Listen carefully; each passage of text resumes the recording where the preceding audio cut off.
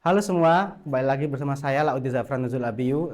Di sini saya akan mereview sedikit buku dari Intrans Publishing yang berjudul Teknik Negosiasi Kekinian yang ditulis oleh Doni Susilo MBA. Dalam buku ini dipelajari tentang bagaimana negosiasi yang baik dan benar. Bahwasanya negosiasi itu tidak pada waktu bisnis aja atau transaksi jual beli atau waktu politik saja, akan tapi dalam kehidupan pasti ada namanya yang perlu kita negosiasikan agar menguntungkan kita sendiri. Di sini banyak sekali bab-babnya yang dipelajari atau disebutkan oleh penulis yakni Doni Susilo, bagaimana menjadi negosiator yang baik dan benar. Dalam bab-bab itu juga ada terdapat subbab-subbab yang dijelaskan berbeda-beda. Di sini waktu saya membaca pertama kali, yang saya kagetkan dari buku ini dijelaskan bahwa buku ini mengajarkan kita bahwa negosiasi itu win-loss solution. Padahal selama ini kita mengenal bahwa negosiasi adalah mencari win-win solution. Nah, bagaimanakah win-loss solution itu? Yang pertama kali saya baca itu tentang penulis menyarankan waktu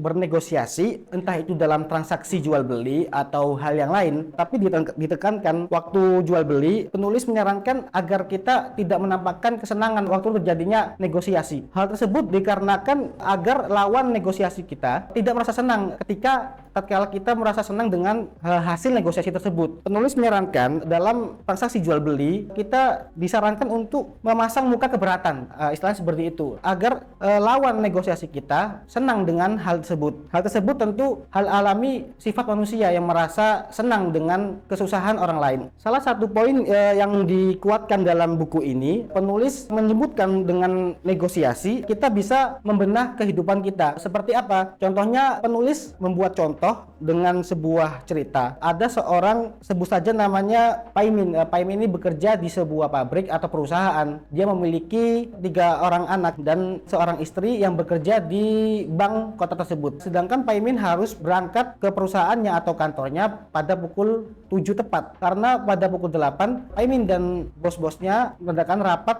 yang penting terkait dengan perusahaan tersebut. Sebelum berangkat, Paimin ini diceritakan dalam buku ini, sebelum berangkat tentu dia akan mengalah dengan ketiga anaknya untuk bersiap-siap sekolah. Anak pertama bersiap-siap sekolah mandi dengan waktu sekitar 20 menit. Anak kedua pun sama, mandi dengan sekitar durasi waktu 20 menit. Yang ketiga, anak perempuan, dia mandi dengan waktu yang sangat lama dari kakak-kakaknya, yakni 30 menit. Tentu ini memakan waktu sekitar 50 menit, sedangkan Paimin harus berangkat pada pukul 7 tepat. Tapi Paimin di sini disebutkan bahwa dia hanya mengalah pada anak-anaknya dan membiarkan anaknya mandi lama. Singkat cerita, dengan kejadian tersebut, Paimin ini terlambat sehingga rapatnya batal, sehingga perusahaan ini rugi dengan kehilangan klien tersebut, sehingga Paimin dipecat. Nah, hal tersebut penulis bisa menyarankan dengan kita bisa bernegosiasi dengan baik atau dengan benar. Misalnya Paimin bisa bernegosiasi atau seorang negosiator yang baik. Waktu mandi, Paimin bisa menyarankan anaknya untuk mandi dengan cepat, sedangkan Paimin harus berangkat pagi-pagi untuk menemui bosnya untuk rapat. Jika Paimin seorang negosiator yang baik dan tahu bagaimana negosiasi baik dan benar, tentu dia akan berbicara kepada anaknya untuk mandi tidak terlalu lama, sehingga hal-hal yang seperti Paimin dipecat dan kehilangan pekerjaannya dapat terhindari dengan dia berangkat lebih awal dari menghemat waktu anaknya mandi tersebut. Lalu poin yang saya baca dari buku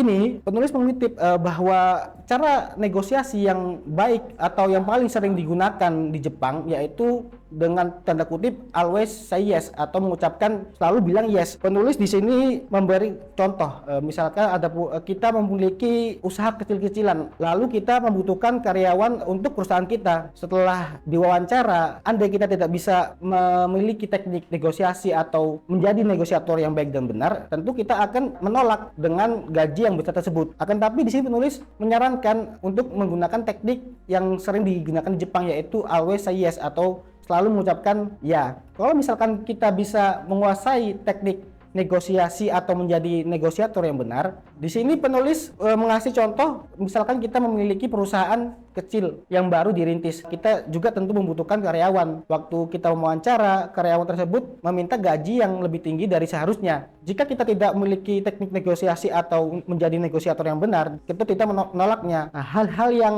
terjadi setelah kita menolak, tentu kita tidak memiliki karyawan, sedangkan perusahaan baru yang kita buat harus segera bekerja secepatnya. Jika kita memiliki teknik negosiasi atau menjadi negosiator yang baik dan benar, dengan menggunakan teknik always say yes atau selalu mengucapkan kata ya, kita akan selalu menyetujui tawaran gaji yang besar tersebut dengan catatan kita bernegosiasi kepada karyawan tersebut, ya nanti saya akan naikkan gaji kamu setelah saya lihat dampak besar apa yang kamu berikan kepada perusahaan saya. Dengan ini kita bisa memiliki keuntungan, dia bekerja dengan baik untuk perusahaan kita dan kita pun membayar dia dengan mereka yang inginkan, dan kita memiliki karyawan yang bagus seperti mereka. Sebetulnya banyak sekali teknik-teknik atau teori-teori agar kita menjadi negosiator atau setidaknya tahu cara bernegosiasi dan baik dan benar dalam buku ini. Akan tapi teman-teman bisa lihat sendiri atau baca sendiri buku ini di Intrans Publishing. Silakan teman-teman untuk beli di Intrans Publishing, bisa dicek out di Shopee. Saya sarankan bagi teman-teman yang memiliki usaha kecil-kecilan atau baru masuk dalam suatu organisasi, mungkin bagaimana cara ngobrol dengan seseorang atau bernegosiasi dengan seseorang, saya merekomendasikan buku ini baik sekali atau bagus sekali. Sekian dari review saya, kurang lebihnya saya mohon maaf.